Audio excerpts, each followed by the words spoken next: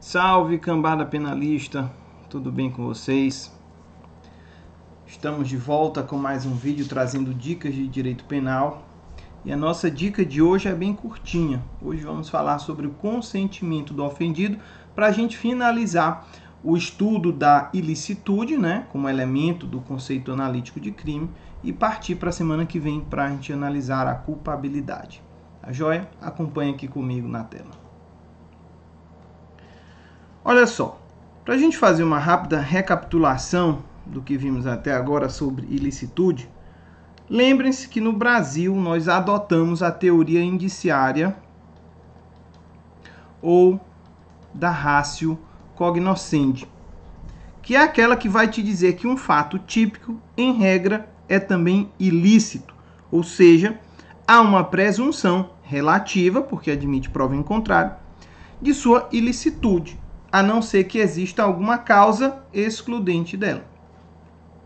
Dentre as chamadas justificantes, nós vamos ter a legítima defesa, o estado de necessidade, o exercício regular de direito e o estrito cumprimento do dever legal, cujas iniciais formam o mnemônico Lee, né? Basta vocês se lembrarem do lendário lutador de Kung Fu Bruce Lee, com um Ezinho a mais aqui no final. Bom, essas são as causas que excluem a ilicitude que estão previstas lá no artigo 23 do Código Penal. Mas além dessas causas legais, é muito importante sabermos que existe uma outra causa que não encontra previsão expressa na lei, que é o consentimento do ofendido. Essa causa supralegal, consentimento do ofendido, ela existe para retirar o caráter ilícito de um fato típico, quando o suposto ofendido permite dar o consentimento que o seu bem jurídico seja lesado, seja ofendido. Vamos pegar um exemplo corriqueiro e que vai nos permitir visualizar essa ideia com mais clareza.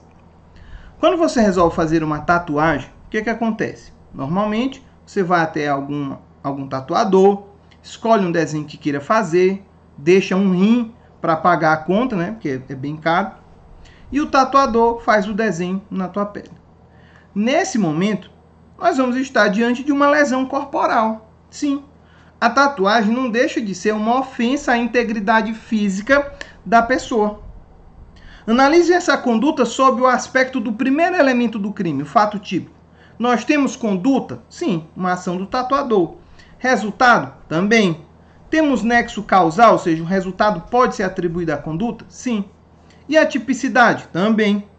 Ora, se é um fato típico, pela adoção da teoria indiciária, esse mesmo fato seria ilícito também, correto?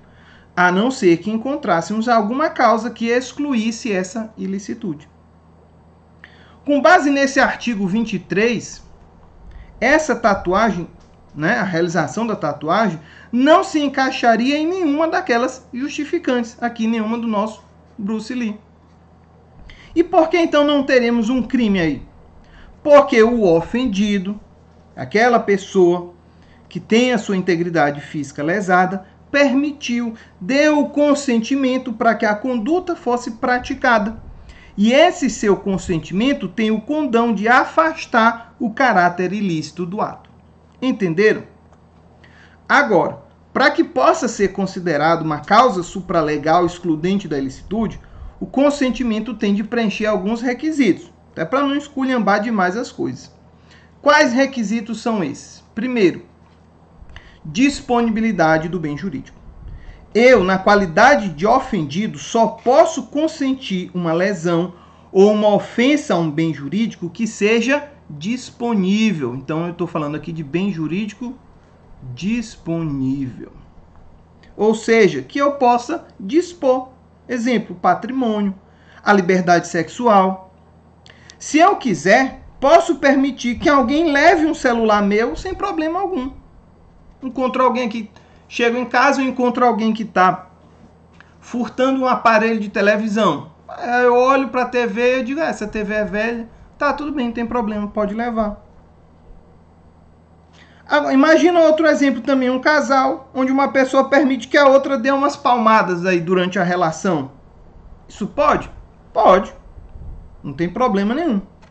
Agora, situação bem diferente quando nós estamos falando do bem jurídico vida, por exemplo. A vida, meus caros, é um bem jurídico indisponível. Ninguém pode dela dispor livremente.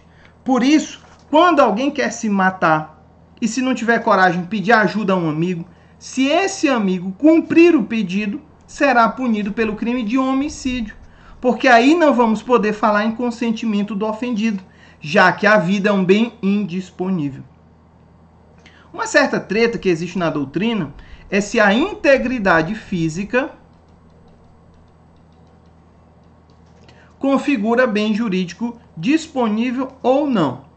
Prevalece o entendimento de que há disponibilidade do bem em relação a lesões corporais de natureza leve, como no exemplo da tatuagem. Agora, se estivermos falando de lesões corporais de natureza grave, já não vai mais caber o consentimento do ofendido.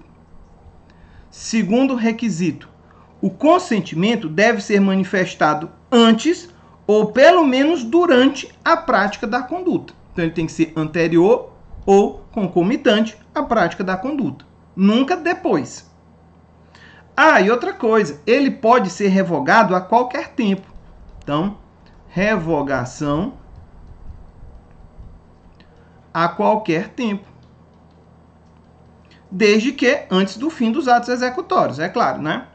Nesse caso, se o ofendido expressa a revogação do seu consentimento, ou seja, se ele manifestar o seu dissenso, se o agressor continuar a prosseguir com a conduta, não haverá que se falar em consentimento do ofendido. Terceiro requisito, capacidade para consentir. A pessoa deve ter capacidade para manifestar validamente o seu consentimento, sob pena dele ser considerado o quê? Inválido. Essa capacidade de consentir, ela tem que ser observada sob o prisma da capacidade de autodeterminação do indivíduo. E isso deve ser analisado de acordo com o caso concreto. Mas vamos lembrar que os menores de 14 anos, tá?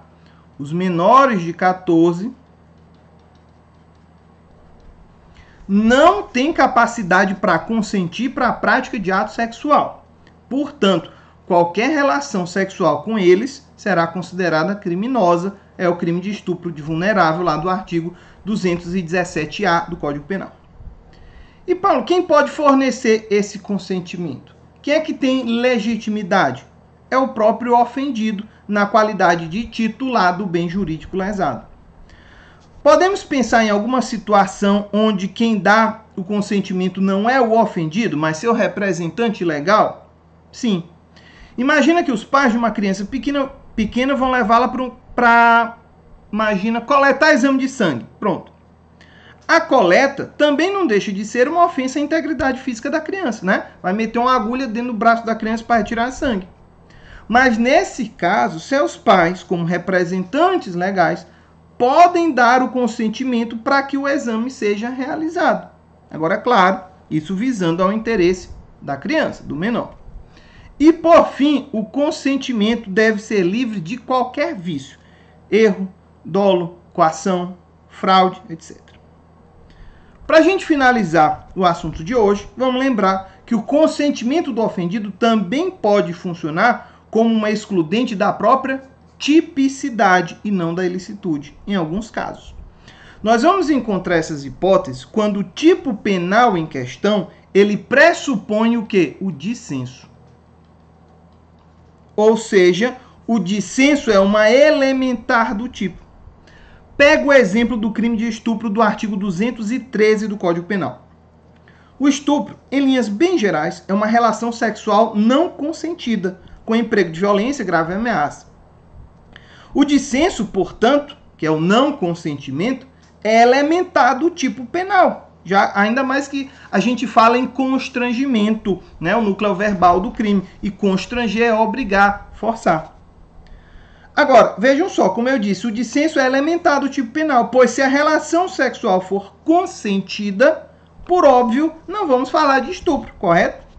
Nesse caso, o consentimento ele afastaria a tipicidade e nós teremos aqui um fato atípico.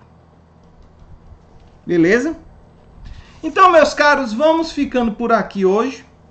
Espero que vocês tenham gostado demais dessa dica, tá? Na semana que vem nós vamos trabalhar com a culpabilidade, o terceiro e último elemento do conceito analítico do crime, de acordo com a teoria tripartida.